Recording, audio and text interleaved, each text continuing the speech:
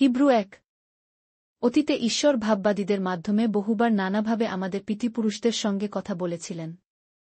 এখন এই শেষের দিনগুলোতে ঈশ্বর আমাদের সঙ্গে আবার কথা বললেন। ঈশ্বর তার পুত্রের দ্বারাই সমগ্র জগৎ সৃষ্টি করেছেন, তার পুত্রকেই সবকিছুর উত্তরাধিকারী করেছেন। একমাত্র ঈশ্বরের পুত্রই ঈশ্বরের মহিমার ও তার প্রকৃতির মূর্ত প্রকাশ। ঈশ্বরের পুত্র তার পরাক্রান্ত বাক্যের দ্বারা সবকিছু ধরে রেখেছেন। সেই পুত্র মানুষকে সমস্ত পাপ থেকে শুচিশুদ্ধ করেছেন, তারপর স্বর্গে ঈশ্বরের মহিমার ডানপাশের আসনে বসেছেন। ঈশ্বর তার পুত্রকে এমন এক নাম দিয়েছেন যা স্বর্গদূতদের নাম থেকে শ্রেষ্ঠ, আর স্বর্গদূতদের তুলনায় তিনি হয়ে উঠেছেন আরও মহান। কারণ ঈশ্বর ওই স্বর্গদূতদের মধ্যে কাকে কখন বলেছিলেন, তুমি আমার পুত্র, আজ আমি তোমার পিতা হয়েছি। গীতসংহিতা ২:৭। আবার ঈশ্বর কখনই বা স্বর্গদূতদের বলেছেন, আমি তার পিতা হব আর সে আমার পুত্র হবে। ২ শমূয়েল ৭:১-৪। আবার তার প্রথম পুত্রকে যখন তিনি জগতে নিয়ে এলেন তখন ঈশ্বর বললেন, ঈশ্বরের সমস্ত স্বর্গদূতরা তার উপাসনা করুক। দ্বিতীয় বিবরণ ৩:২-৪-৩।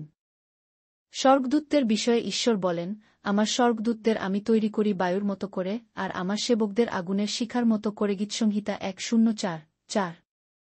কিন্তু তার পুত্রের বিষয়ে ঈশ্বর বলেন, হে ঈশ্বর, তোমার সিংহাসন হবে চিরস্থায়ী, আর ন্যায় বিচারের মাধ্যমে তুমি তোমার রাজ্য শাসন করবে।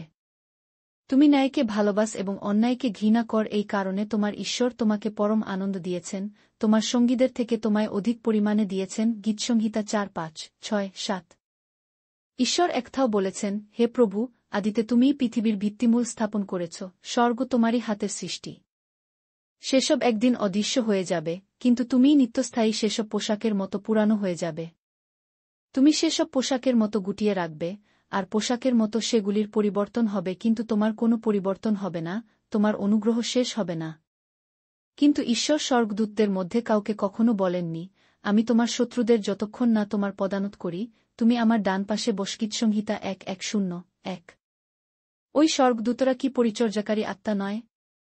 আর যারা পরিত্রাণ লাভ করেছে তাদের পরিচর্যা করার জন্যই কি এদের পাঠানো হয়নি?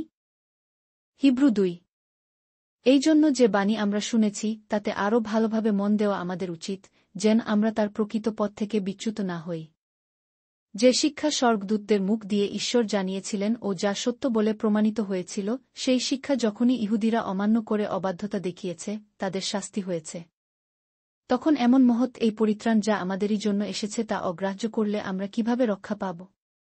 এই পরিত্রাণের কথা প্রভু স্বয়ং ঘোষণা করেছিলেন, আর যারা তার কাছ থেকে এই বাণী শুনেছিল তারাই আমাদের কাছে এই পরিত্রাণের সত্যতা প্রমাণ করল। ঈশ্বরও নানা সংকেত, আশ্চর্যজনক কাজ, অলৌকিক ঘটনা ও মানুষকে দেওয়া পবিত্র আত্মার নানা বরদানের মাধ্যমে তার ইচ্ছানুযায়ী এ বিষয়ে সাক্ষ্য রেখেছেন। বাস্তবিক যে জগতের বিষয়ে আমরা বলছি, ঈশ্বর সেই ভাবী জগৎকে তার স্বর্গদূতদের কর্তৃত্বাধীন রাখেননি। এটা শাস্ত্রের কোনো এক জায়গায় লেখা আছে, হে ঈশ্বর, মানুষ এমন কি যে তার বিষয়ে তুমি চিন্তা কর? অথবা মানব সন্তানই বা কে যে তুমি তার কথা ভাব? তুমি তাকে অল্প সময়ের জন্যই স্বর্গদূতদের থেকে নিচুতে রেখেছিলে, কিন্তু তুমি তাকেই পরালে সম্মান ও মহিমার মুকুট। আর সব কিছুই তুমি রাখলে তার পদতলে। গীতসংহিতা ৮:৪-৬। সবকিছু তার অধীনে করাতে কোনো কিছুই তার কর্তৃত্বের বাইরে রইল না, যদিও এখন আমরা অবশ্য সব কিছু তার অধীনে দেখছি না। কিন্তু আমরা যিশুকে দেখেছি, যাকে অল্পক্ষণের জন্য স্বর্গদূতদের থেকে নিচে স্থান দেওয়া হয়েছিল। সেই যিশুকেই এখন সম্মান আর মহিমার মুকুট পরানো হয়েছে, কারণ তিনি মৃত্যু যন্ত্রণা ভোগ করেছেন এবং ঈশ্বরের অনুগ্রহে সকল মানুষের জন্য মৃত্যুকে আলিঙ্গন করেছেন। কেবল ঈশ্বরই সেই জন যার দ্বারা সবকিছু সৃষ্টি হয়েছে এবং সবকিছুই তার মহিমার জন্য, তাই অনেক সন্তানকে তার মহিমার ভাগীদার করতে ঈশ্বর প্রয়োজনীয় কাজটিই করলেন। তিনি তাদের পরিত্রাণের প্রবর্তক যিশুকে নির্যাতন ভোগের মাধ্যমে সিদ্ধ ত্রাণকর্তা করেছেন, যিনি পবিত্র করেন, আর যারা পবিত্র হয় তারা সকলে এক পরিবারভুক্ত। সেই কারণেই তিনি তাদের ভাই বলে ডাকতে লজ্জিত নন। যিশু বলেন, হে ঈশ্বর, আমি আমার ভাইয়ের কাছে তোমার নাম প্রচার করব, মণ্ডলীর মধ্যে তোমার প্রশংসা গান করব। গীতসংহিতা ২:২-২-২। তিনি আবার বলেছেন, আমি ঈশ্বরের উপর নির্ভর করব। ঈশায়া ৮:১-৭। তিনি আবার এও বলেছেন, দেখ, এই আমি ও আমার সঙ্গে সেই সন্তানদের ঈশ্বর আমাকে যাদের দিয়েছেন। ঈশায়া ৮:১-৮। ভালো, সেই সন্তানরা যখন রক্তমাংসের মানুষ, তখন যিশু নিজেও তাদের স্বরূপের অংশীদার হলেন। যিশু এইরকম করলেন যেন মৃত্যুর মাধ্যমে মৃত্যুর অধিপতি দিয়াবলকে ধ্বংস করতে পারেন, আর যারা মৃত্যুর ভয়ে যাবজ্জীবন দাসত্বে কাটাচ্ছে তাদের যুক্ত করেন। কারণ এটা পরিষ্কার বোঝা যাচ্ছে তিনি স্বর্গদূতদের সাহায্য করেন না, কেবল অব্রাহামের বংশধরদেরই সাহায্য করেন। সেই জন্য সব দিক থেকে যিশুকে নিজের ভাইয়ের মতো হতে হয়েছে, যাতে তিনি মানুষের পাপের ক্ষমার জন্য একজন দয়ালু ও বিশ্বস্ত মহাযাজকরূপে ঈশ্বরের সাক্ষাতে দাঁড়াতে পারেন। যিশু নিজে পরীক্ষা ও দুঃখভোগের মধ্য দিয়ে গেছেন বলে যারা পরীক্ষার মধ্য দিয়ে যাচ্ছে তাদের যিশু সাহায্য করতে পারেন। হিব্রু ৩।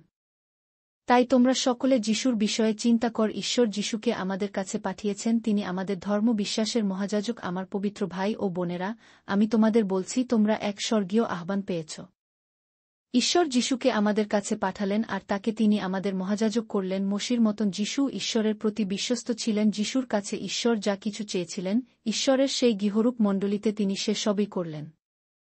কেউ যখন কোনো গৃহ নির্মাণ করে তখন গৃহ থেকে গৃহনির্মাতার মর্যাদা অধিক হয়। যিশুর বেলায়ও ঠিক তাই হয়েছে, সুতরাং মসির থেকে অধিক সম্মান যিশুরই প্রাপ্য। প্রত্যেক গৃহ কেউ না কেউ নির্মাণ করে, কিন্তু ঈশ্বর সবকিছু নির্মাণ করেছেন। মসি ঈশ্বরের গৃহে সেবকরূপে বিশ্বস্তভাবে কাজ করেছিলেন, আর ঈশ্বর ভবিষ্যতে যা বলবেন তা লোকদের কাছে মসিই বললেন। কিন্তু খ্রিস্ট পুত্র হিসাবে ঈশ্বরের গৃহের কর্তা, আমরা বিশ্বাসীরাই তার গৃহ, আর তাই থাকব যদি আমরা আমাদের সেই মহান প্রত্যাশা সম্পর্কে সাহস ও গর্ব নিয়ে চলি।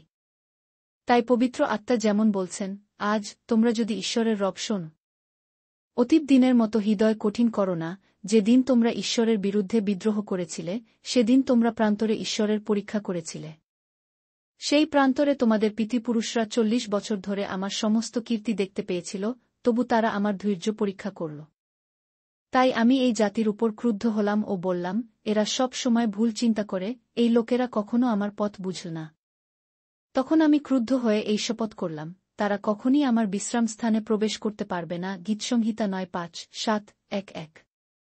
আমার ভাই ও বোনেরা, দেখো, তোমরা সতর্ক থেকো, তোমাদের মধ্যে কারো যেন দুষ্ট ও অবিশ্বাসী হৃদয় না থাকে, যা জীবন্ত ঈশ্বর থেকে তোমাদের দূরে সরিয়ে নিয়ে যায়।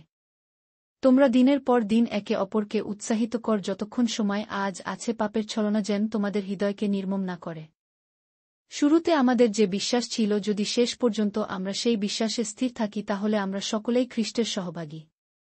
শাস্ত্র তো এই কথা বলে, আজ যদি তোমরা ঈশ্বরের রব শোনো, তাহলে তোমাদের অন্তর কঠোর করো না, যেমন সেই বিদ্রোহের দিনে করেছিলে। গীতসংহিতা 9:5-7-8।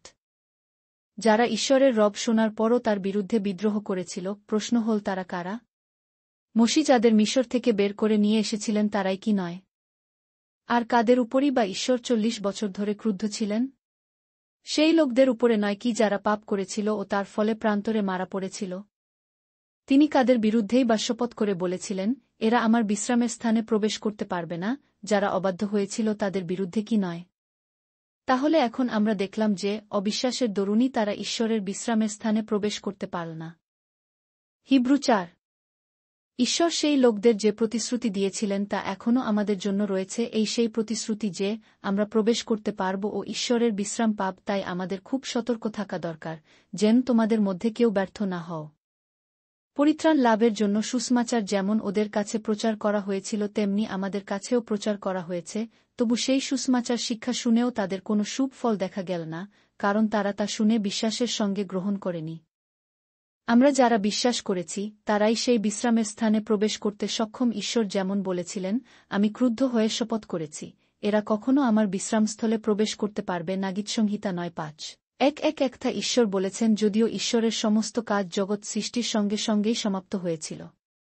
শাস্ত্রের কোনো জায়গায় ঈশ্বর সপ্তাহের সপ্তম দিনের বিষয়ে বলেছিলেন, সৃষ্টির সমস্ত কাজ শেষ করে সপ্তম দিনে তিনি বিশ্রাম করলেন।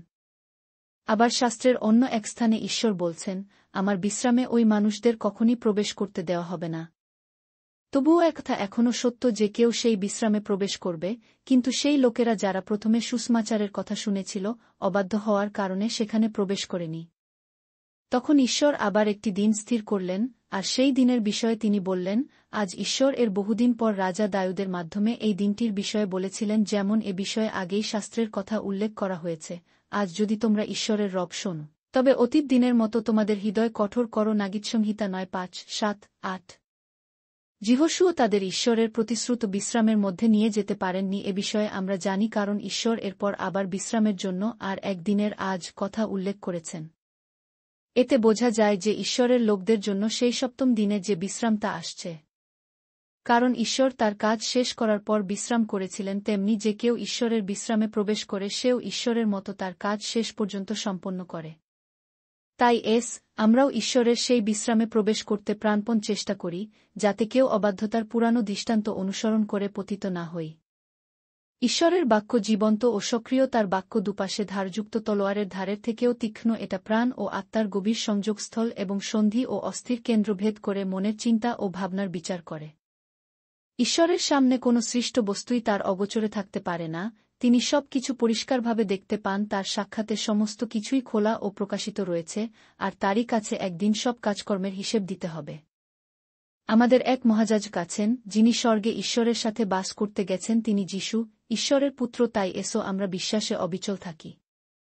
আমাদের মহাযাজক যিশু আমাদের দুর্বলতার কথা জানেন। যিশু এই পৃথিবীতে সবরকমভাবে প্রলোভিত হয়েছিলেন, আমরা যেভাবে পরীক্ষিত হই যিশু সেইভাবেই পরীক্ষিত হয়েছিলেন, কিন্তু তিনি কখনো পাপ করেননি। সেই জন্যে বিশ্বাসে ভর করে করুণা সিংহাসনের সামনে এসো, যাতে আমাদের প্রয়োজনে আমরা দয়া ও অনুগ্রহ পেতে পারি। হিব্রু ৫।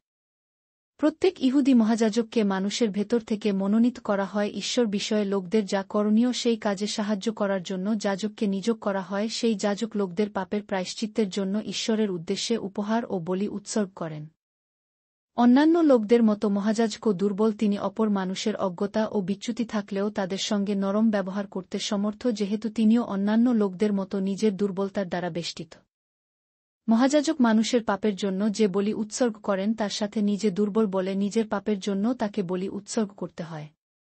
মহাযাজক হওয়া সম্মানের বিষয়, আর কেউই নিজের ইচ্ছানুসারে এই মহাযাজকের সম্মানজনক পদ নিতে পারে না। হারনকে যেমন এই কাজের জন্য ঈশ্বর ডেকেছিলেন, তেমনি প্রত্যেক মহাযাজককে ঈশ্বরই ডাকেন। কথাটা খ্রিস্টের বেলায়ও প্রযোজ্য। খ্রিস্ট মহাযাজক হয়ে গৌরব দেবার জন্য নিজেকে মনোনীত করেননি, কিন্তু ঈশ্বরই খ্রিস্টকে মনোনীত করেছেন। ঈশ্বর খ্রিস্টকে বলেছিলেন, তুমি আমার পুত্র, আজ আমি তোমার পিতা হলাম। গীতসংহিতা ২:৭। আর অন্য গীতে ঈশ্বর বললেন, তুমি মল্কিসেদকের মতো চিরকালের জন্য মহাযাজক হলে। গীতসংহিতা ১:১০-৪। খ্রিস্ট যখন এ জগতে ছিলেন তখন সাহায্যের জন্য তিনি ঈশ্বরের কাছে প্রার্থনা করেছিলেন, ঈশ্বরই তাকে মৃত্যুর হাত থেকে রক্ষা করতে সমর্থ। আর যিশু ঈশ্বরের নিকট প্রবল আর্তনাদ ও অশ্রুজলের সঙ্গে প্রার্থনা করেছিলেন ঈশ্বরের ইচ্ছার প্রতি তার নম্রতা ও বাধ্যতার জন্য। ঈশ্বর যিশুর প্রার্থনার উত্তর দিয়েছিলেন। যিশু ঈশ্বরের পুত্র হওয়া সত্ত্বেও দুঃখভোগ করেছিলেন ও দুঃখভোগের মধ্য দিয়ে বাধ্যতা শিখেছিলেন। এইভাবে যিশু মহাযাজকরূপে পূর্ণতা লাভ করলেন, আর তাই তার বাধ্য সকলের জন্য তিনি হলেন চিরকালের পরিত্রাণের পথ। ঈশ্বর এই জন্যে তাকে মল্কিসেদকের মতো মহাযাজক বলে ঘোষণা করলেন। এই বিষয়ে আমাদের অনেক কিছু বলার আছে, কিন্তু তোমাদের কাছে তার অর্থ ব্যাখ্যা করা কঠিন, কারণ তোমরা তা বুঝতে চেষ্টা করো না।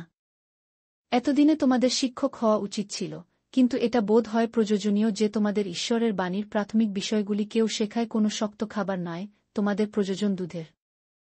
যার দুধের প্রয়োজন সে তো শিশু, সেই ব্যক্তির ধার্মিকতার বিষয়ে যে শিক্ষা আছে সে সম্পর্কে কোনো অভিজ্ঞতা নেই। কিন্তু শক্ত খাবার তাদেরই জন্য যারা শিশুর মতো আচরণ করে না এবং আত্মায় পরিপক্ক, নিজেদের শিক্ষা দিয়ে ও তা অভ্যাস করে তারা ভালো মন্দের বিচার করতে শিখেছে। হিব্রু ৬। এই জন্য খ্রিস্টের বিষয়ে প্রাথমিক শিক্ষা আমাদের শেষ করে ফেলা উচিত, যা নিয়ে আমরা শুরু করেছিলাম, পুনরায় সেই পুরানো শিক্ষামালার দিকে। আর আমাদের ফিরে যাওয়া ঠিক নয়, মন্দ বিষয় থেকে সরে আসা, ঈশ্বরে বিশ্বাস করা, এইসব করে আমরা খ্রিস্টেতে জীবন শুরু করেছিলাম। সেই সময় বিভিন্ন রকম বাপ্তিস্ম ও হস্তার্পণের বিষয়ে আমাদের শিক্ষা দেওয়া হয়েছিল, মৃতদের পুনরুত্থানের বিষয়ে শিক্ষা ও অনন্ত বিচার সম্বন্ধেও শিক্ষা দেওয়া হয়েছিল। কিন্তু এখন আমাদের আরও এগিয়ে যাওয়া ও উন্নত শিক্ষা গ্রহণ করা দরকার। ঈশ্বর যদি চান তবে আমরা এই কাজ করব। যারা একবার অন্তরে সত্যের আলো পেয়েছে, স্বর্গীয় দানের আস্বাদ পেয়েছে ও পবিত্র আত্মার অংশীদার হয়েছে, আর ঈশ্বরের বাক্যের মধ্যে যে মঙ্গল নিহিত আছে তার অভিজ্ঞতা লাভ করেছে ও ঈশ্বরের নতুন জগতের পরাক্রমের কথা জানতে পেরেছে, অথচ তারপর খ্রিস্ট থেকে দূরে সরে গেছে, এমন লোকেদের মন পরিবর্তন করে খ্রিস্টের পথে তাদের ফিরিয়ে আনা আর সম্ভব নয়। কারণ তারা ঈশ্বরের পুত্রকে অগ্রাহ্য করে তাকে আবার ক্রুশে দিচ্ছে ও সকলের সামনে তাকে উপহাসের পাত্র করছে। যে জমি বারবার বৃষ্টি শুষে নেয় ও যারা তা চাষ করে তাদের জন্য ভাল ফসল উৎপন্ন করে, সে জমি যে ঈশ্বরের আশীর্বাদে ধন্য তা বোঝা যায়। কিন্তু যদি সেই জমি শিয়ালকাটা ও কাটাঝোপে ভরে যায় তবে তা অকর্মণ্য জমি, তার ঈশ্বরের অভিশাপে অভিশপ্ত হবার ভয় আছে এবং তা আগুনে পুড়ে ছারখার হয়ে যাবে। আমার প্রিয় বন্ধুরা, যদিও আমরা এরূপ বলছি, তবু তোমাদের সম্বন্ধে আমরা এখন দৃঢ় নিশ্চয় যে তোমাদের অবস্থা এর থেকে ভালো হবে, আর তোমরা যা কিছু করবে তা তোমাদের পরিত্রাণ লাভেরই পদক্ষেপ বিশেষ। ঈশ্বর ন্যায় বিচারক, তোমাদের সব সৎকর্মের কথা ঈশ্বর মনে রাখেন। তার লোকদের তোমরা যে সাহায্য করেছ ও এখনও করে থাক, এর দ্বারা তোমরা ঈশ্বরের প্রতি তোমাদের ভালোবাসায় প্রকাশ করেছ, এও কি তিনি ভুলতে পারেন? কিন্তু আমরা চাই যেন তোমাদের প্রত্যেকে তাদের সমস্ত জীবনে একই রকম তৎপরতা দেখায়, যাতে তোমরা সম্পূর্ণভাবে নিশ্চিত হতে পার যে তোমাদের প্রত্যাশা পূর্ণ হবে। আমরা চাই না যে তোমরা অলস হও, কিন্তু আমরা চাই যারা বিশ্বাস ও ধৈর্যের দ্বারা ঈশ্বরের প্রতিশ্রুতি লাভ করে, তোমরাও তাদের মতো হও। ঈশ্বর অব্রাহামের কাছে একটি প্রতিশ্রুতি দিয়েছিলেন, আর ঈশ্বর থেকে মহান কেউ নেই, তাই তার থেকে মহান কোনো ব্যক্তির নামে শপথ করতে না পারাতে তিনি নিজের নামে শপথ করলেন। তিনি বললেন, আমি অবশ্যই তোমাকে আশীর্বাদ করব ও তোমার বংশ অগণিত করব। এই প্রতিশ্রুতির বিষয়ে অব্রাহাম ধৈর্য ধরে অপেক্ষা করলেন, পরে ঈশ্বর যা প্রতিশ্রুতি দিয়েছিলেন তা তিনি লাভ করলেন।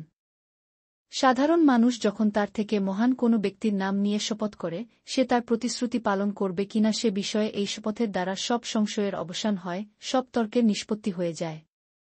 ঈশ্বর যে প্রতিজ্ঞা করেছিলেন সেই প্রতিজ্ঞার উত্তরাধিকারীদের তিনি শপথের মাধ্যমে আরও নিশ্চয়তার সঙ্গে বলতে চাইলেন যে তার সেই প্রতিজ্ঞা অপরিবর্তনীয়। ঈশ্বরের প্রতিশ্রুতি ও শপথ কখনো বদলায় না। ঈশ্বর মিথ্যা কথা বলেন না ও শপথ করার সময় ছল করেন না। অতএব আমরা যারা নিরাপত্তার জন্য ঈশ্বরের কাছে ছুটে যাই, তাদের পক্ষে এই বিষয়গুলি বড় সান্ত্বনার। ওই বিষয় দুটি ঈশ্বরের প্রদত্ত আশাতে জীবন অতিবাহিত করার জন্য আমাদের সান্ত্বনা ও শক্তি যোগাবে। আমাদের জীবন সম্পর্কে আমাদের যে প্রত্যাশা আছে তা নোংরের মতো দৃঢ় ও অটল, তা পর্দার আড়ালে স্বর্গীয় মন্দিরের পবিত্র স্থানে আমাদের প্রবেশ করায়। যিশু, যিনি মলকিসেদকের রীতি অনুযায়ী চিরকালের জন্য মহাযাজক হলেন, তিনি আমাদের হয়ে সেখানে প্রবেশ করেছেন এবং আমাদের জন্য পথ খুলে দিয়েছেন। হিব্রু ৭। এই মলকিসেদক শালেমের রাজা ও পরাৎপর ঈশ্বরের যাজক ছিলেন। অব্রাহাম যখন রাজাদের পরাস্ত করে ঘরে ফিরছিলেন, তখন এই মলকিসেদক অব্রাহামের সঙ্গে সাক্ষাৎ করে তাকে আশীর্বাদ করেছিলেন।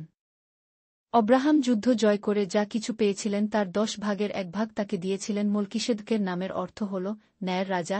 এরপর তিনি আবার শালেমের রাজা, অর্থাৎ শান্তিরাজ। মলকিসেদকের মা, বাবা বা তার পূর্বপুরুষের কোনো বংশতালিক পাওয়া যায় না, তার শুরু বা শেষের কোনো নথি নেই। ঈশ্বরের পুত্রের মতো তিনি হলেন অনন্তকালীন যাজক। তাহলে তোমরা দেখলে মলকিসেদক কত মহান ছিলেন। এমনকি আমাদের কুলপিতা অব্রাহাম যুদ্ধ জয় করে লুট করা দ্রব্যের ১০ ভাগের ১ ভাগ তাকে দিয়েছিলেন। লেবীর সন্তানদের মধ্যে যারা যাজক হন তারা তাদের ভাই ইসরায়েলের সন্তানদের কাছ থেকে বিধিব্যবস্থা অনুসারে ১/১০ গ্রহণ করার অধিকার লাভ করেন, যদিও তারা উভয়েই অব্রাহামের বংশধর। মলকিসেদক লেবীর বংশের ছিলেন না, কিন্তু তিনি অব্রাহামের কাছ থেকে ১০ নিয়েছিলেন, আর ঈশ্বর যাকে আশীর্বাদ করতে প্রতিশ্রুতিবদ্ধ ছিলেন সেই অব্রাহামকে আশীর্বাদ করেছিলেন। এ বিষয়ে কোনো সন্দেহ নেই যে ক্ষুদ্রতর ব্যক্তিই সব সময় মহত্তর ব্যক্তির কাছ থেকে আশীর্বাদ লাভ করে। ইহুদি যাজকরা মরণশীল হয়েও ১/১০ পেয়েছিলেন, কিন্তু মলকিসেদক যিনি অব্রাহামের কাছ থেকে ১/১০ পেয়েছিলেন তিনি জীবিত। শাস্ত্র এই কথা বলে। আবার এও বলা যেতে পারে যে লেবী নিজেও অব্রাহামের মধ্য দিয়ে মলকিসেদককে ১০ দিয়েছেন। মলকিসেদক যখন অব্রাহামের সঙ্গে সাক্ষাৎ করেন তখন লেবী তার পিতৃকুলপতির অব্রাহামের দেহে অবস্থান করছিলেন। যারা যাজকের কাজ করতেন সেই লেবীর বংশধরদের কাজের উপর ভিত্তি করে ঈশ্বর ইসরায়েলীয়দের তার বিধিব্যবস্থা দিয়েছিলেন। সেই যাজকের মাধ্যমে যখন লোকেরা আত্মিকভাবে সিদ্ধি লাভ করতে পারেনি, তখন অন্য এক যাজকের আসার প্রয়োজন হল, অন্য একজন যাজক যিনি হারনের মতো নন, কিন্তু মলকিসেদকের মতো। যখন যাজকত্ব বদলানো হয় তখন বিধিব্যবস্থারও পরিবর্তন আবশ্যক হয়ে পড়ে। আমরা এসব কথা খ্রিস্টের বিষয়ে বলছি, তিনি তো অন্য বংশভুক্ত, সেই বংশের কেউ তো যাজকরূপে যজ্ঞবেদীর পরিচর্যা কখনো করেননি। কারণ এটা সুস্পষ্ট যে আমাদের প্রভু জিহুদা বংশ থেকেই এসেছেন, আর এই বংশের ব্যাপারে মসি যাজক হওয়ার বিষয়ে কিছুই বলেননি। এই বিশ্বাসগুলি আরও সুস্পষ্ট হয়ে যায় যখন আমরা মলকিসেদকের মতো আর একজন যাজককে মূর্তমান হতে দেখি।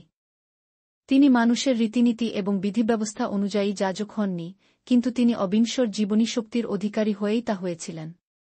কারণ তার বিষয়ে শাস্ত্রে একথা বলা হয়েছে, মলকিসেদকের মতো তুমি অনন্তকালীন যাজক। পুরানো বিধান বাতিল করা হল, কারণ তা দুর্বল ও অকেজো হয়ে পড়েছিল। কারণ মসির বিধিব্যবস্থা কিছুই সিদ্ধ করতে পারেনি। এখন আমাদের কাছে মহত্তর আশা রয়েছে, যার মাধ্যমে আমরা ঈশ্বরের কাছে উপস্থিত হতে পারি। আরও উল্লেখযোগ্য বিষয় এই যে ঈশ্বর যখন যিশুকে মহাযাজক করেন তখন ঈশ্বর শপথ করেছিলেন, অন্যরা যাজক হবার সময় ঈশ্বর কোনো শপথ করেননি।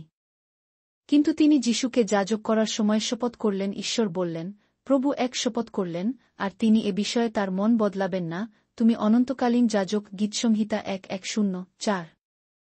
এই শপথের কারণে যিশু ঈশ্বরের সঙ্গে মানুষের উৎকৃষ্টতর এক চুক্তির জামিনদার হয়েছেন।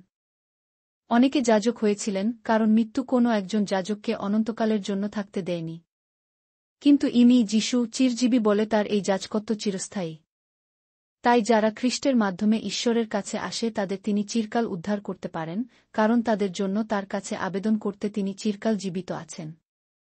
প্রকৃতপক্ষে আমাদের যিশুর মতো এইরকম পবিত্র, নির্দোষ ও নিষ্কলঙ্ক মহাযাজক প্রয়োজন ছিল। তিনি পাপীদের থেকে স্বতন্ত্র, আর আকাশমণ্ডলের ঊর্ধ্বেও তাকে উন্নীত করা হয়েছে। তিনি অন্যান্য যাজকদের মতো নন। অন্যান্য যাজকদের মতো প্রতিদিন আগে নিজের পাপের জন্য ও পরে লোকদের পাপের জন্য বলি উৎসর্গ করার তার কোনো প্রয়োজন নেই, কারণ তিনি যখন নিজেকে বলিরূপে একবার উৎসর্গ করেন তখনই তিনি সেই কাজ চিরকালের জন্য সম্পন্ন করেছেন। বিধিব্যবস্থানুসারে যে সব মহাযাজক নিয়োগ করা হয় তারা দুর্বল মানুষ, কিন্তু পরে ঈশ্বরের শপথ বাক্যের দ্বারা যাকে মহাযাজকরূপে নিয়োগ করা হয় তিনি ঈশ্বরের পুত্র, যিনি চিরসিদ্ধ। হিব্রু ৮। এখন আমরা যে বিষয় বলছি তার প্রধান বক্তব্য হচ্ছে, আমাদের এক মহাযাজক আছেন, যিনি স্বর্গে ঈশ্বরের মহিমাময় সিংহাসনের ডান পাশে বসে আছেন।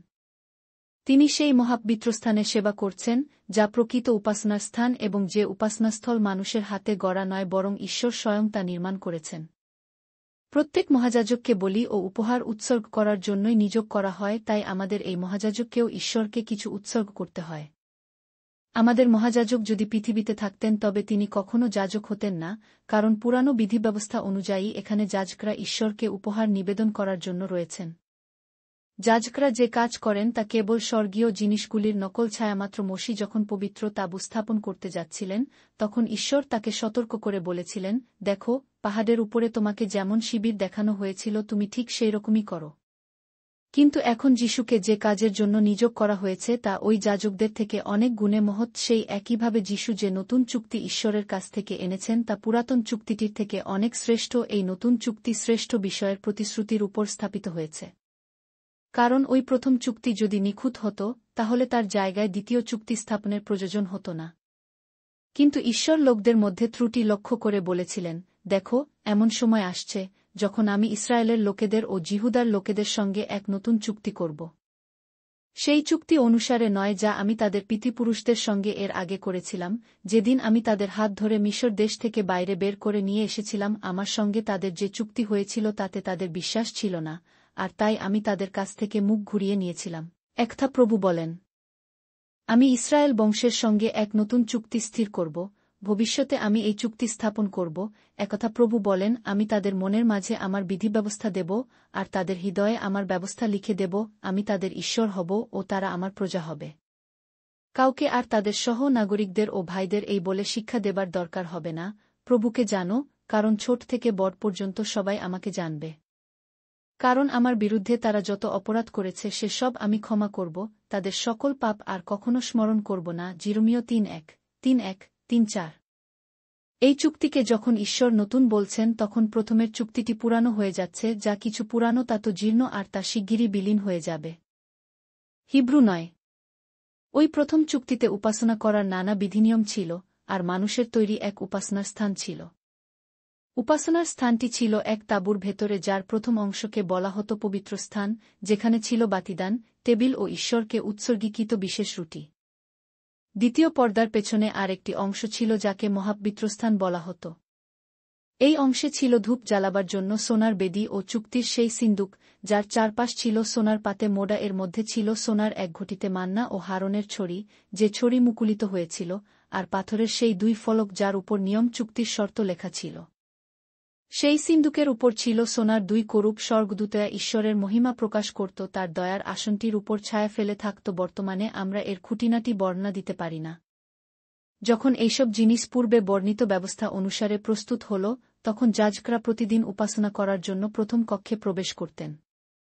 কিন্তু মহাযাজক দ্বিতীয় কক্ষে কেবল একা বছরে একবার প্রবেশ করতেন। তিনি আবার রক্ত না নিয়ে প্রবেশ করতেন না। সেই রক্ত তিনি নিজের জন্য ও লোকদের দোষত্রুটি ও অনিচ্ছাকৃত পাপের মার্জনার জন্য উৎসর্গ করতেন। পবিত্র আত্মা এর দ্বারা আমাদের জানাচ্ছেন যে, যতদিন পর্যন্ত প্রথম তাঁবু ছিল ততদিন মহাপবিত্র স্থানে প্রবেশের পথ খুলে দেওয়া হয়নি। এটা আজকের জন্য একটা দৃষ্টান্ত স্বরূপ। সেই দৃষ্টান্ত মতে ঈশ্বরের উদ্দেশ্যে উৎসর্গীকৃত ঐসব বলি ও উপহার উপাসনাকারীকে সম্পূর্ণভাবে শুদ্ধ করতে পারত না এবং উপাসনাকারীর হৃদয়কে সিদ্ধিলাভ করাত না।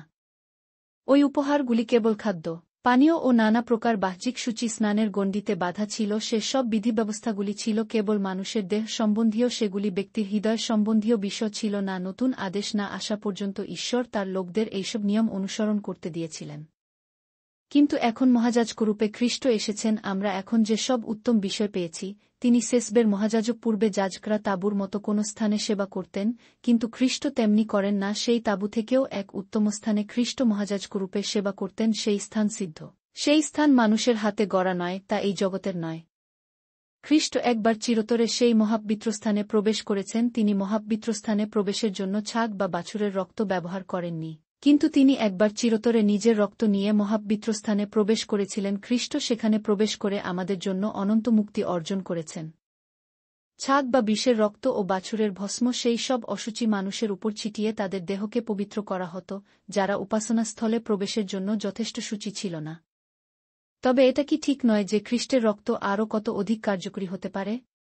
অনন্তজীবী আত্মার মাধ্যমে খ্রিস্ট ঈশ্বরের উদ্দেশ্যে নিজেকে বলিদান করলেন পরিপূর্ণ উৎসর্গরূপে। তাই খ্রিস্টের রক্ত আমাদের সমস্ত হৃদয়কে পাপ থেকে শুদ্ধ ও পবিত্র করবে, যাতে আমরা জীবন্ত ঈশ্বরের উপাসনা করতে পারি।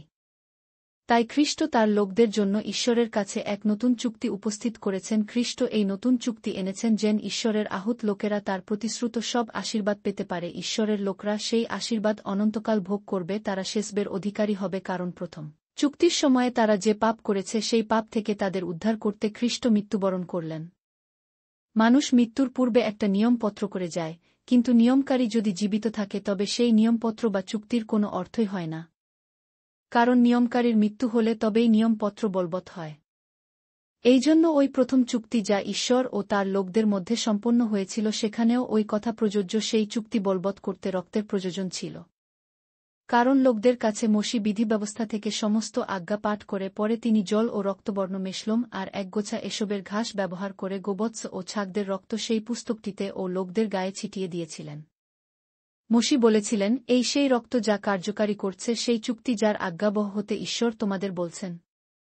আর সেইভাবে মোশি পবিত্র তাঁবু ও উপাসনা সংক্রান্ত সব জিনিসের উপর রক্ত ছিটিয়ে দিয়েছিলেন, কারণ বিধিব্যবস্থা বলে যে প্রায় সব কিছুই রক্ত ছিটিয়ে সূচি করা প্রয়োজন, আর রক্তপাত ব্যতিরেকে পাপের মোচন হয় না। এই বিশ্বাসগুলি ছিল আসল স্বর্গীয় বিষয়গুলির দৃষ্টান্ত। সেগুলিকে বলিদানের রক্তে সূচি করার প্রয়োজন ছিল, কিন্তু যা প্রকৃত স্বর্গীয় বিষয় সেগুলি এর থেকে শ্রেষ্ঠতর বলিদানের দ্বারা সূচি হওয়া প্রয়োজন। খ্রিস্ট স্বর্গে মহাপবিত্রস্থানে প্রবেশ করেছেন। মানুষের তৈরি কোনো মহাপবিত্রস্থানে খ্রিস্ট প্রবেশ করেননি। পৃথিবীর তাঁবুর মহাপবিত্রস্থানে স্বর্গীয় স্থানের প্রতিচ্ছবি মাত্র, কিন্তু খ্রিস্ট স্বর্গে প্রবেশ করেছেন, আর এখন আমাদের হয়ে তিনি ঈশ্বরের সামনে দাঁড়িয়ে আছেন। মহাযাজক বছরে একবার বলির যে রক্ত নিয়ে মহাপবিত্রস্থানে প্রবেশ করেন তা তার নিজের নয়, কিন্তু খ্রিস্ট স্বর্গে প্রবেশ করেছেন মহাযাজকদের উৎসর্গের মতো বারবার নিজেকে উৎসর্গ করার জন্য নয়। খ্রিস্ট যদি তাই করতেন তবে জগৎ সৃষ্টির সময় থেকে তাকে বারবার প্রাণ দিতে হতো। খ্রিস্ট এসে একবার নিজেকে উৎসর্গ করেছেন, সেই একবারই চিরন্তন কাজের সমাপ্তি হয়েছে। জগতের অন্তিম কালেই খ্রিস্ট নিজেকে বলিরূপে উৎসর্গ করে লোকদের পাপনাশ করতে এলেন। মানুষের জন্য একবার মৃত্যু এবং মৃত্যুর পর তার বিচার হয়। বহুলোকের পাপের বোঝা তুলে নেবার জন্য খ্রিস্ট একবার নিজেকে উৎসর্গ করলেন। তিনি দ্বিতীয়বার দর্শন দেবেন, তখন পাপের বোঝা তুলে নেবার জন্য নয়, কিন্তু যারা তার জন্য অপেক্ষা করছে তাদের পরিত্রাণ দিতে তিনি আসবেন। হিব্রু 1:0। ভবিষ্যতে যে সকল উৎকৃষ্ট বিষয় আসবে, বিধিব্যবস্থা হচ্ছে তারই অস্পষ্ট ছায়া মাত্র। বিধিব্যবস্থা ওইসব বিষয়ের বাস্তব রূপ নয়। তাই যারা ঈশ্বরের উপাসনা করতে আসে, বছর বছর তারা একই রকম বলিদান বারবার করে, কিন্তু বিধিব্যবস্থা সেই লোকদের সিদ্ধি দিতে পারে না। বিধিব্যবস্থা যদি পারত তবে ওই বলিদান কি শেষ হতো না? কারণ যারা উপাসনা করে তারা যদি একবার শুচি হয় তবে তাদের পাপের জন্য নিজেকে আর দোষী ভাববার প্রয়োজন নেই, কিন্তু বিধিব্যবস্থা তা করতে সক্ষম নয়।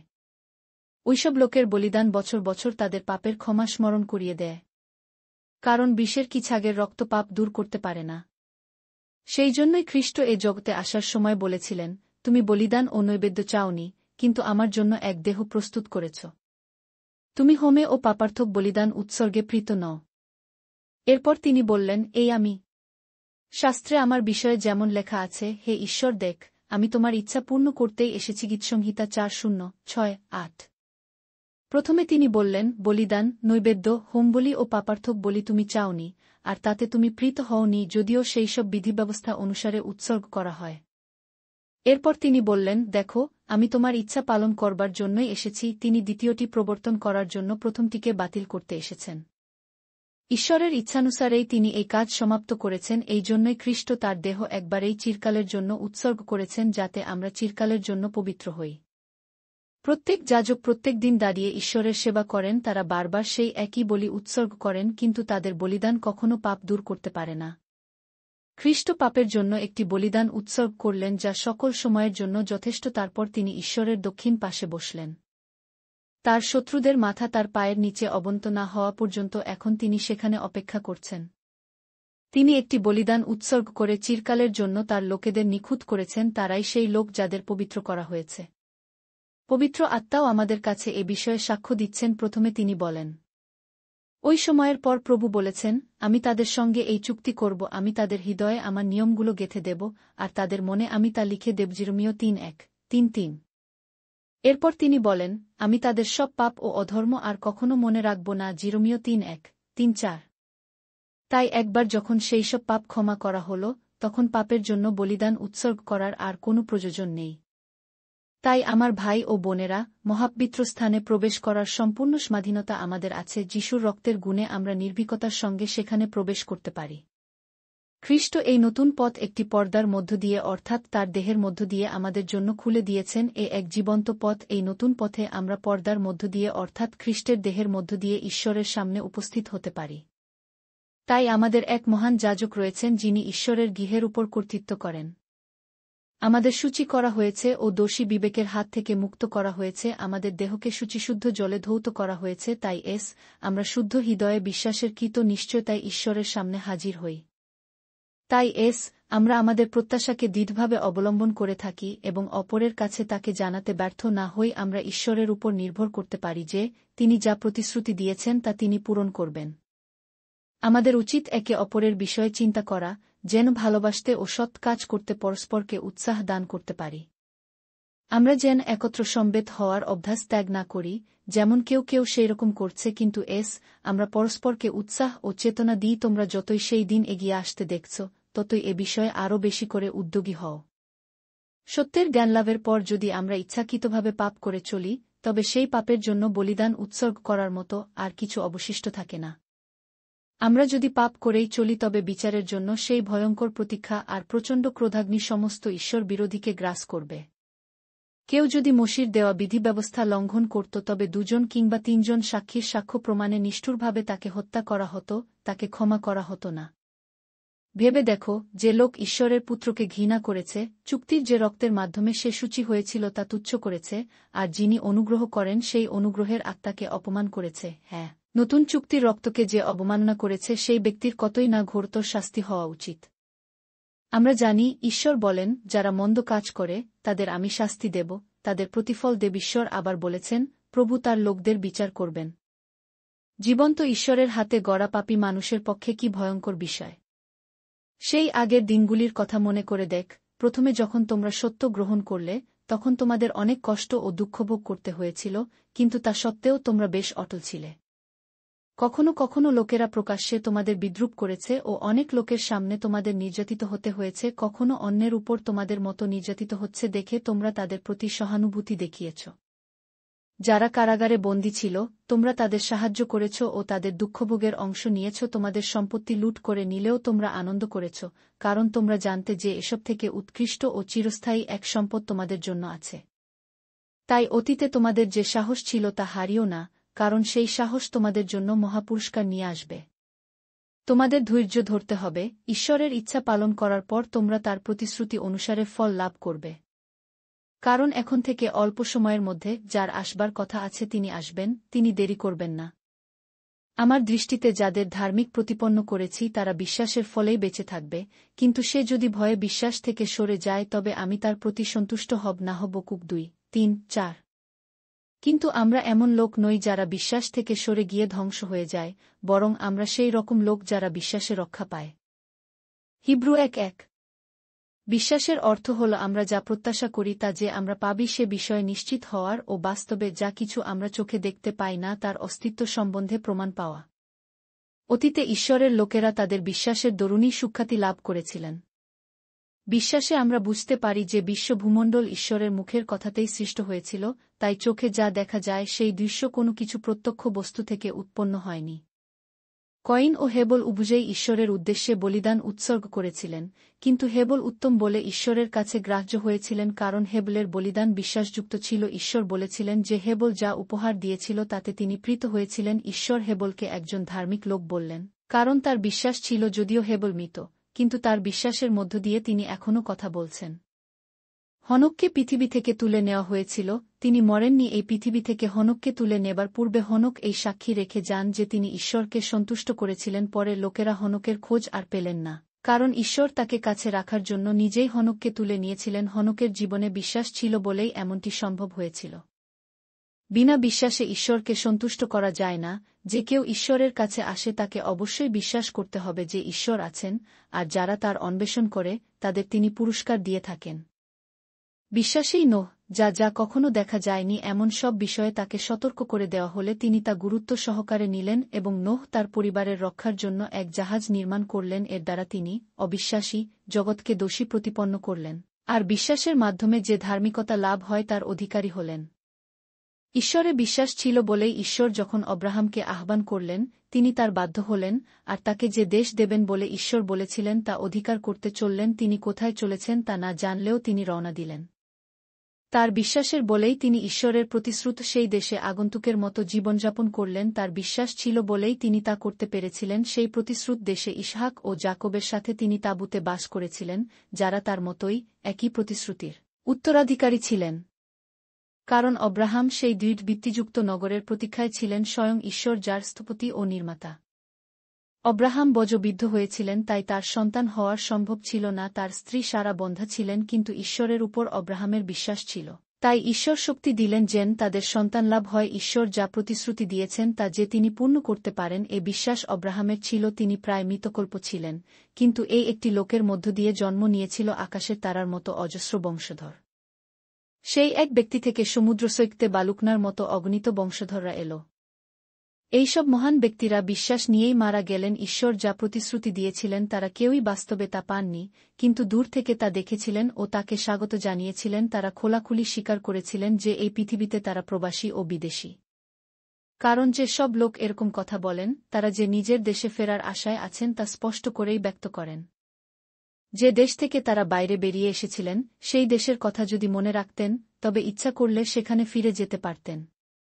কিন্তু এখন তারা তার থেকে আরও ভালো দেশে, সেই স্বর্গীয় দেশে যাবার আকাঙ্ক্ষা করছিলেন। এই জন্য ঈশ্বর নিজেকে তাদের ঈশ্বর বলে পরিচয় দিতে লজ্জা পান না, কারণ তিনি তাদের জন্য এক নগর প্রস্তুত করেছেন। ঈশ্বর যখন অব্রাহামের বিশ্বাসের পরীক্ষা করছিলেন, অব্রাহাম তার কিছু পূর্বেই ঈশ্বরের প্রতিশ্রুতি পান, তবু তিনি তার পুত্র ইসহাককে ঈশ্বরের উদ্দেশ্যে উৎসর্গ করতে নিয়ে গিয়েছিলেন। অব্রাহাম ঈশ্বরের নির্দেশ পালন করেছিলেন কারণ তার বিশ্বাস ছিল ঈশ্বর অব্রাহামকে পূর্বেই বলে রেখেছিলেন, ইসহাকের মাধ্যমেই তোমার বংশধররা দেখা দেবে।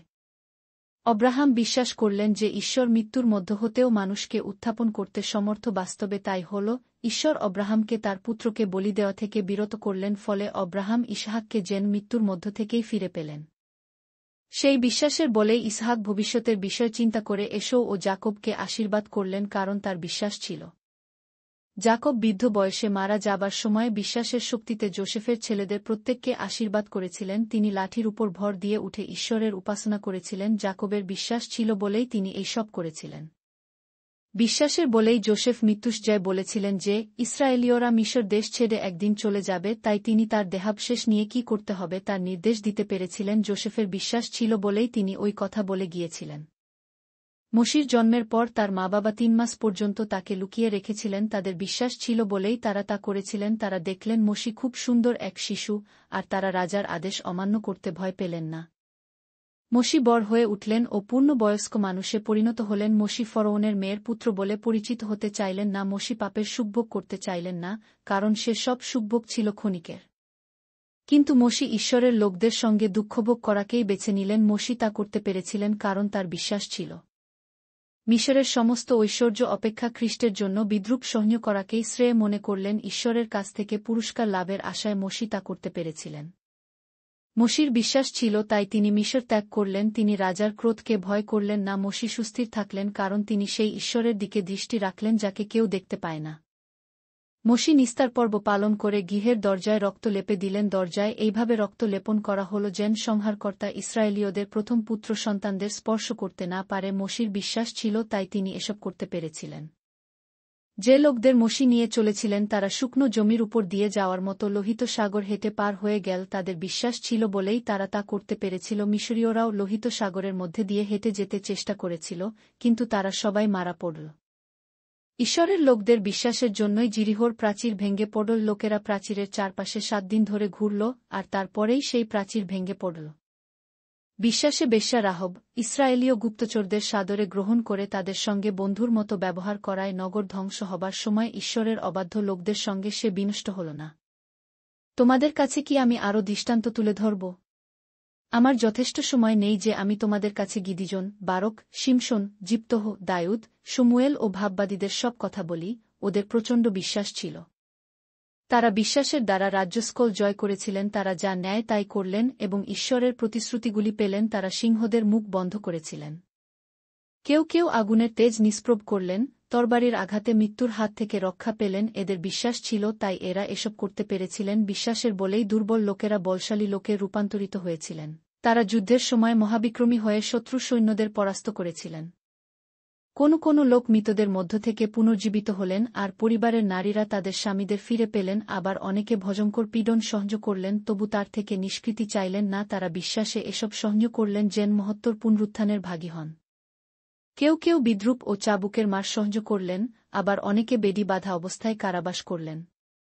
কেউ বা মরলেন পাথরের আঘাতে, কাউকে বা করাত দিয়ে দুখণ্ড করা হল, কাউকে তরবারির আঘাতে মেরে ফেলা হল। কেউ কেউ নিঃস্ব অবস্থায় মেষ ও ছাগের চামড়া পরে ঘুরে বেড়াতেন, নির্যাতিত হতেন এবং খারাপ ব্যবহার পেতেন। জগতটা এই ধরনের লোকের যোগ্য ছিল না। এরা গুহায় ও মাটির গর্তে আশ্রয় নিয়ে মরুভূমি ও পর্বতে ঘুরে বেড়াতেন। বিশ্বাসের জন্য এদের সুখ্যাতি করা হল, কিন্তু তারা কেউ ঈশ্বরের সেই মহান প্রতিশ্রুতি পাননি। ঈশ্বর আমাদের জন্য মহত্তর কিছু করতে চেয়েছিলেন, যাতে তারা আমাদের সাথে মিলিত হয়ে পরিপূর্ণ হতে পারেন। হিব্রু 1:2।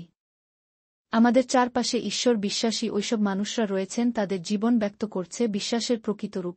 তাই আমাদের উচিত তাদের অনুসরণ করা। আমাদেরও উচিত সেই দৌড়ে যোগ দেওয়া যা আমাদের জন্য নির্দিষ্ট আছে। কখনই থেমে যাওয়া উচিত নয়। জীবনে যা বাধার সৃষ্টি করতে পারে এমন সব কিছু আমরা যেন দূরে ফেলে দিই। যে পাপ সহজে জড়িয়ে ধরে তা যেন দূরে ঠেলে দিই। আমাদের সর্বদাই যিশুর আদর্শ অনুযায়ী চলা উচিত। বিশ্বাসের পথে যিশুই আমাদের নেতা। তিনি আমাদের বিশ্বাসকে পূর্ণতা দেন। তিনি ক্রুশের উপর মৃত্যুভোগ করলেন। ক্রুশের মৃত্যুর অপমান তুচ্ছ গান করে তা সহ্য করলেন। তার সম্মুখে ঈশ্বর যে আনন্দ রেখেছিলেন সেই দিকে দৃষ্টি রেখেই যিশু তা করতে পেরেছিলেন। এখন তিনি ঈশ্বরের সিংহাসনের ডান পাশে বসে আছেন। যিশুর কথা ভাবো, যখন পাপীরা তার বিরোধিতা করে অনেক নিন্দা মন্দ করেছিল, তখন তিনি এই সমস্ত বিরোধিতা সহ্য করেছিলেন। যিশু তা করেছিলেন যাতে তোমরাও তার মতো সহিষ্ণু হও এবং চেষ্টা করা থেকে বিরত না হও। পাপের বিরুদ্ধে লড়াইয়ে তোমরা এখনও মৃত্যুর মুখোমুখি হওনি। তোমরা ঈশ্বরের সন্তান, তিনি তোমাদের সান্ত্বনার কথা বলেন। তোমরা সম্ভবত সেই উৎসাহব্যঞ্জক কথা ভুলে গেছ। তিনি বলেছেন, হে আমার পুত্র, প্রভু যখন তোমায় শাসন করেন, মনে করো না যে তার কোনো মূল্য নেই। তিনি যখন তোমায় সংশোধন করেন তখন নিরুৎসাহ হজো না। কারণ প্রভু যাকে ভালোবাসেন তাকেই শাসন করেন। সমস্ত পুত্রই পিতা কর্তৃক শাসিত হয়। হিতোপদেশ 3:1-1-2। এখন যা কিছু কষ্ট পাচ্ছ তা পিতার কাছ থেকে শাসন বলে মেনে নাও। পিতা যেমন তার সন্তানকে শাসন করেন, তেমনি করেই ঈশ্বর তোমাদের জীবনে এইসব আসতে দিয়েছেন। সব সন্তানই পিতার অনুশাসনের অধীন। তোমরা যদি কখনই শাসিত না হও, পুত্র মাত্রেই শাসিত হয়, তবে তোমরা তো তার প্রকৃত সন্তান নও, যথার্থ পুত্র নও। এই পৃথিবীতে আমাদের সবার পিতাই আমাদের মার্জিত ও সংশোধিত করেন, এবং আমরা তাদের সম্মান করি। যিনি আমাদের আত্মিক পিতা তার অনুশাসনের কাছে আমাদের সত্যিকারের জীবনের জন্য আমরা কি আরও বেশি মাথা নোয়াব না? পৃথিবীতে আমাদের পিতারা অল্প সময়ের জন্য শাস্তি দেন, কিন্তু ঈশ্বর আমাদের সাহায্য করার জন্য শাস্তি দেন যেন আমরা তার মতো পবিত্র হই। কোনো ধরনের শাসনের মুহূর্তে আমাদের আনন্দ দেয় না, বরং আমরা তাতে দুঃখ পাই। কিন্তু এটা যাদের জীবনকে প্রভাবিত করেছে, পরে তাদের জীবনে ধার্মিকতা ও শান্তি রাজত্ব করে। তাই তোমাদের শিথিল হাত দুটোকে শক্ত করো, অবশ হাঁটু দুটোকে সবল করে তোল। তোমাদের চলার পথ সরল কর, খোঁড়া পা যেন গাঁট থেকে খুলে না যায়, বরং তা যেন সুস্থ হয়। সবার সঙ্গে শান্তিতে জীবনযাপন করতে চেষ্টা কর, কারণ এই ধরনের জীবন ছাড়া কেউ প্রভুর দর্শন লাভ করে না। দেখো, কেউ যেন ঈশ্বরের অনুগ্রহ থেকে বঞ্চিত না হও। দেখো, তোমাদের মধ্যে যেন তিক্ততার শেক না গজিয়ে ওঠে। তোমাদের মধ্যে এমন লোক থাকলে গোটা দলকে কলুষিত করতে পারে। সাবধান, কেউ যেন যৌন পাপে না পড়ে অথবা এসোর মতো ঈশ্বরভক্তি জলাঞ্জলি না দেয়। এসো ছিল জ্যেষ্ঠ পুত্র, সে তার পিতার সমস্ত কিছুর উত্তরাধিকারী ছিল, কিন্তু এক বেলার খাবারের জন্য সে নিজের জন্মাধিকার বিকিয়ে দিয়েছিল। তোমরা তো জানো, পরে সে বাবার আশীর্বাদ পাওয়ার চেষ্টা করেও বিফল হল। তার বাবা তাকে সেই আশীর্বাদ দিতে অস্বীকার করলেন, কারণ এসেও তার ভুল শোধরাবার কোনো পথ খুঁজে পেল না।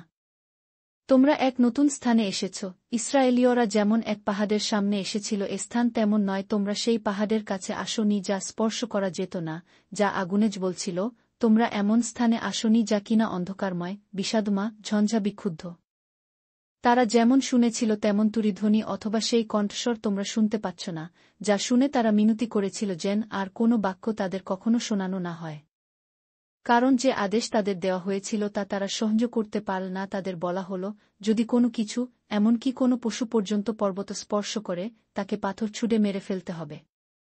সেই দৃশ্য এমন ভয়ঙ্কর ছিল যে মোশি বললেন, আমি অত্যন্ত ভয় পেয়েছি আর কাঁপছি। কিন্তু তোমরা সেরকম কোন স্থানে আসনি। যে নতুন স্থানে তোমরা এসেছ তা হল সিজন পর্বত। তোমরা জীবন্ত ঈশ্বরের নগরী স্বর্গীয় জেরুসালেমে এসেছ। তোমরা সেই জায়গায় এসেছ যেখানে হাজার হাজার স্বর্গদূতরা পরমানন্দে একত্রিত হয়। তোমরা এসেছ ঈশ্বরের প্রথম জাতদের সভাস্থলে, যাদের নাম স্বর্গে লিখিত রয়েছে, যিনি সকলের বিচারকর্তা। সেই ঈশ্বরের কাছে এসেছ, সিদ্ধিপ্রাপ্ত আত্মার সমাবেশে এসেছ। তোমরা যিশুর কাছে এসেছ, যিনি ঈশ্বরের কাছ থেকে তার লোকদের জন্য নতুন চুক্তি এনেছেন। সেই ছেটানো রক্তের কাছে এসেছ, যা হেবেলের রক্ত থেকে উত্তম কথা বলে। সাবধান, ঈশ্বর যখন কথা বলেন তা শুনতে অসম্মত হজো না। তিনি পৃথিবীতে যখন সতর্কবাণী উচ্চারণ করলেন, যারা তার কথা শুনতে অসম্মত হল তারা রক্ষা পেল না। এখন ঈশ্বর স্বর্গ থেকে বলছেন, তার কথা না শুনলে তোমাদের অবস্থা ওই লোকদের থেকেও ভয়াবহ হবে, একথা সুনিশ্চিত যেন। সেই সময় তার কথায় পৃথিবী কেঁপে উঠেছিল, কিন্তু এখন তিনি প্রতিজ্ঞা করেছেন, আমি আর একবার পৃথিবীকে কাঁপিয়ে তুলব, এমনকি স্বর্গকেও কাঁপিয়ে তুলব। আর একবার এর অর্থ হল সমস্ত সৃষ্ট বস্তু যাদের নাড়ানো যায় তাদের তিনি দূর করে দেবেন। সুতরাং যা কিছু তা হবে চিরস্থায়ী। আমাদের কৃতজ্ঞ হওয়া উচিত, কারণ আমরা একটা জগৎকে পেয়েছি যাকে নাড়ানো যায় না। আমরা কৃতজ্ঞ চিত্তে ঈশ্বরের উপাসনা করব, যাতে তিনি প্রীত হন। আমরা তার উপাসনা করব শ্রদ্ধা ও ভীতির সঙ্গে, কারণ আমাদের ঈশ্বর সর্বগ্রাসী অগ্নিস্বরূপ। হিব্রু 1:3। তোমরা পরস্পরকে সাথী খ্রিস্টিয়ান হিসেবে ভালোবেসে যেও। অতিথি সেবা করতে ভুলো না। অতিথি সেবা করতে গিয়ে কেউ কেউ না জেনে স্বর্গদূতদের আতিথ্য করেছেন। যারা বন্দী অবস্থায় কারাগারে আছেন তাদের সঙ্গে তোমরা নিজেরাও যেন বন্দী, এ কথা মনে করে তাদের কথা ভুলো না। যারা যন্ত্রণা পাচ্ছে তাদের ভুলো না, মনে রেখো তোমরাও তাদের সঙ্গে সঙ্গে যন্ত্রণা পাচ্ছ। বিবাহ বন্ধনকে তোমরা সবাই অবশ্য মর্যাদা দেবে, যাতে দুটি মানুষের মধ্যে পবিত্র সম্পর্ক রক্ষিত হয়, কারণ যারা ব্যভিচারী ও লম্পট, ঈশ্বর তাদের বিচার করবেন। তোমাদের আচার ব্যবহার ধনাশক্তিবিহীন হোক, তোমাদের যা আছে তাতেই সন্তুষ্ট থাক, কারণ তিনি বলেছেন, আমি তোমাকে কখনো ত্যাগ করব না, আমি কখনো তোমাকে ছাড়ব না। দ্বিতীয় বিবরণ 3:1-6। তাই আমরা সাহসের সঙ্গে বলতে পারি, প্রভুই আমার সহায়, আমি ভয় করব না। মানুষ আমার কি করতে পারে? গীতসংহিতা 1:1-8-6। তোমাদের নেতাদের কথা স্মরণ কর, যারা তোমাদের কাছে ঈশ্বরের বাণী প্রচার করে গেছেন। তাদের জীবনের আদর্শ ও উত্তম বিষয়গুলির চিন্তা কর ও তাদের যে বিশ্বাস ছিল তার অনুসারী হও। যীশু খ্রিস্ট কাল, আজ আর চিরকাল একই আছেন।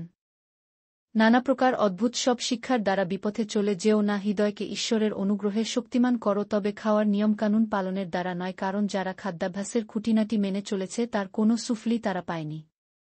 আমাদের এক নৈবেদ্য আছে, যে যাজকরা পবিত্র তাঁবুতে উপাসনা করেন তাদের সেই নৈবেদ্য ভোজন করার কোনো অধিকার নেই। মহাযাজক পশুদের রক্ত নিয়ে মন্দিরের মহাপবিত্রস্থানে যেতেন পাপের বলি হিসেবে, কিন্তু পশুদের দেহগুলি শিবিরের বাইরে পুড়িয়ে ফেলা হতো। ঠিক সেই মতোই যীশু নগরের বাইরে দুঃখভোগ করলেন। যীশু বলি হলেন যেন তার নিজের রক্তে তার লোকদের পবিত্র করতে পারেন। তাই আমাদেরও ওই শিবিরের বাইরে যীশুর কাছে যাওয়া উচিত। যীশু যেমন লজ্জা, অপমান সহ্য করেছিলেন, আমাদের উচিত সেই লজ্জা, অপমান বহন করা। কারণ এখানে আমাদের এমন কোনো নগর নেই যা চিরস্থায়ী, কিন্তু যে নগর ভবিষ্যতে আসছে আমরা তারই প্রত্যাশা রয়েছি। তাই যিশুর মাধ্যমে আমরা ঈশ্বরের উদ্দেশ্যে স্তবস্তুতি উৎসর্গ করতে যেন বিরত না হই। সেই বলিদান হল স্তবস্তুতি, যা আমরা তার নাম স্বীকারকারী ওষ্ঠাধরে করে থাকি। অপরের উপকার করতে ভুলো না, যা তোমার নিজের আছে তা অপরের সঙ্গে ভাগ করে নিতে ভুলো না, কারণ এই ধরনের বলিদান উৎসর্গে ঈশ্বর প্রীত হন। তোমাদের নেতাদের আদেশ মেনে চলো, তাদের কর্তৃত্বের অধীন হও, কারণ তোমাদের আত্মাকে নিরাপদে রাখার জন্য তারা সতর্ক দৃষ্টি রাখছেন। তাদের কথা মেনে চলো, কারণ তাদের এ ব্যাপারে হিসেব নিকেশ করতে হবে, যাতে তারা আনন্দে এই কাজ করতে পারেন। যন্ত্রণা ও দুঃখ নিয়ে নয়, তাদের কাজকে কঠিন করে তুললে তোমাদের লাভ হবে না। আমাদের জন্য প্রার্থনা করো। আমরা নিশ্চয় করে বলতে পারি যে আমাদের শুদ্ধ বিবেক আছে, আর জীবনে যা কিছু করি তা শ্রেষ্ঠ উদ্দেশ্য নিয়ে করি। আমি তোমাদের বিশেষভাবে এই প্রার্থনা করতে বলছি যে আমি যেন শিগগির তোমাদের কাছে ফিরে যেতে পারি। এটাই আমি অন্য সব কিছু থেকে বেশি করে চাইছি। শান্তির ঈশ্বর, যিনি মৃতদের মধ্য থেকে আমাদের প্রভু যিশুকে ফিরিয়ে এনেছেন রক্তের মাধ্যমে শাশ্বত চুক্তি অনুযায়ী, যিনি মহান মেষপালক, প্রার্থনা করি সেই ঈশ্বর যেন তোমাদের প্রয়োজনীয় সব উত্তম বিষয়গুলি দেন, যাতে তোমরা তার ইচ্ছা পালন করতে পার। আমি নিবেদন করি যেন যীশুখ্রিস্টের মাধ্যমেই তিনি তা সাধন করেন। যুগে যুগে যিশুর মহিমা অক্ষয় হোক। প্রিয় ভাই ও বোনেরা, এই চিঠিতে আমি সংক্ষেপে যে উৎসাহজনক কথা তুলে ধরলাম তা ধৈর্য ধরে শুনবে। তোমাদের জানাচ্ছি, আমাদের ভাই তিমথিও জেল থেকে ছাড়া পেয়েছেন। তিনি যদি শিগগির আসেন তবে আমি তাকে নিয়ে তোমাদের সঙ্গে দেখা করতে যাব। তোমাদের নেতাদের ও ঈশ্বরের সকল লোককে আমাদের শুভেচ্ছা জানিও। যারা ইতালি থেকে এখানে এসেছেন তারা সকলে তোমাদের শুভেচ্ছা জানাচ্ছেন। ঈশ্বরের অনুগ্রহ তোমাদের সকলের সহবর্তী হোক।